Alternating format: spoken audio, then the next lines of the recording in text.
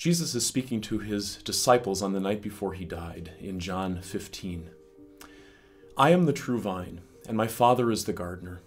He cuts off every branch in me that bears no fruit, while every branch that does bear fruit he prunes so that it will be even more fruitful. You are already clean because of the word I have spoken to you. Remain in me, as I also remain in you. No branch can bear fruit by itself. It must remain in the vine. Neither can you bear fruit unless you remain in me. I am the vine and you are the branches. If you remain in me, and I in you, you will bear much fruit. Apart from me you can do nothing. If you do not remain in me, you are like a branch that is thrown away and withers. Such branches are picked up, thrown into the fire, and burned. If you remain in me, and my words remain in you, ask whatever you wish, and it will be done for you. This is to my Father's glory, that you bear much fruit, showing yourselves to be my disciples.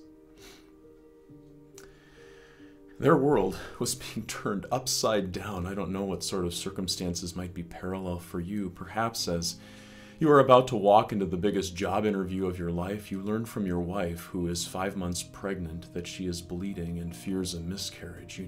You need to come home right away. As you are on your way home, your phone rings with your mother on the other end of the line.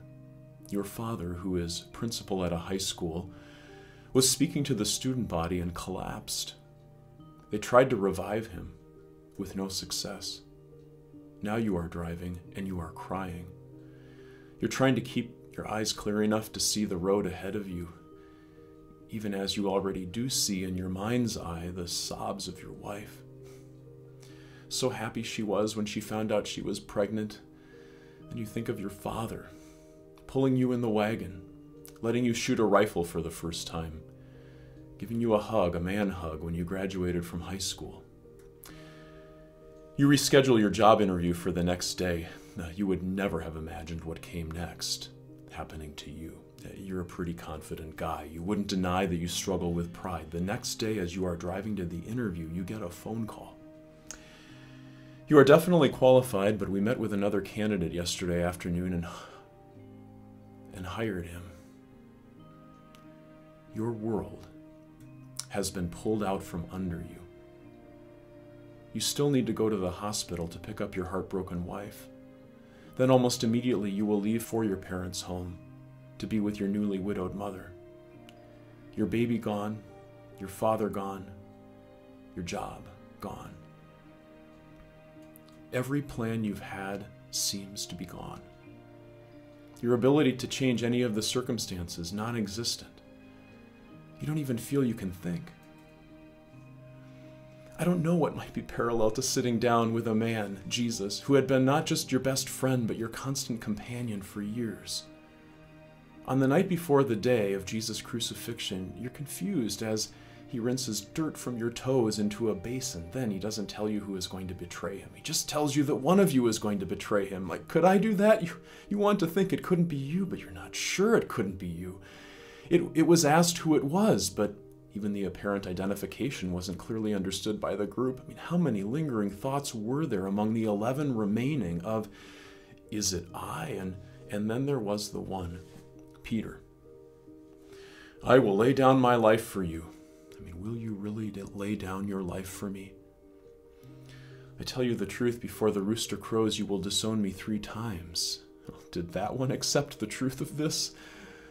Was his head telling him, there's no way I would ever do that? Yet no word of his master had ever proven false, yet this tragic prediction, and he didn't know what to do with it. All his friends had heard him make the bold promise, the burning heat of imagined eyes glancing, but then not wanting to stare at him because they were scared too. The inner turmoil around this table did not go unnoticed. Jesus, do not let your hearts be troubled. But in a few moments, Thomas, we don't know where you're going. And then Jesus to Philip, don't you know me even after I've been among you for such a long time? Denial inevitable, understanding absent, their teacher saying that they had every reason to understand, and not long later telling them that if they were loving him, they would be glad that he was returning to the Father. If they were loving him like they should be, if God were to say that to you, how would you feel? And then the words, come now, let us leave. Disciples probably rose, a foreboding insides churning, legs jello-y. I mean, time wasn't going to stop. They had to move into the future. 11 men, their world turned upside down. Helpless, weak. It is at that moment that these words of Jesus are spoken. I am the true vine. Remain in me, and I will remain in you. Apart from me, you can do nothing. Nothing. Did they feel that way? I can do nothing? What should you do when all you see in life is your weakness? What should you do when your sense of what the future should be is shaken to its core? What should you do when personal guilt of failure to love or your denials of God is known by all? A branch would never be puzzled by such questions. It would never have imagined any path forward dependent on its own strength. It would never have imagined a reality without the vine. It's that obvious. And it's that obvious for you. By faith, you are his branches. You are in him. The Father has done cleaning work on you as divine words have touched your hearts, making you even more fruitful. As weak as they were, Jesus doesn't tell his disciples that they are not in him. As weak as we can be, Jesus does not address this by telling us we really aren't his children. Rather, when it feels like your world is turned upside down, or even when it doesn't, but you remain just as weak a person now as you would be should such a moment come. When it feels like your world is turned upside down, Jesus reminds you of who you are. His forgiven, connected branches. He tells you how you can step out of that upper room into the dark of the darkest of nights when his words, his promises are the sap that flows through you.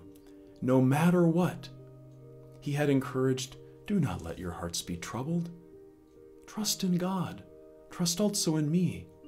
No matter what, in my Father's house are many rooms. If it were not so, I would have told you. I'm going there to prepare a place for you. And if I go and prepare a place for you, I will come back and take you to be with me so that you may also be where I am. No matter what, I am the way, the truth, and the life. No one comes to the Father except through me. No matter what, you may ask for anything in my name, and I will do it. No matter what, no matter how challenging the moment that shows us how weak we are in Jesus and with his words within, we are not weak. We are strong.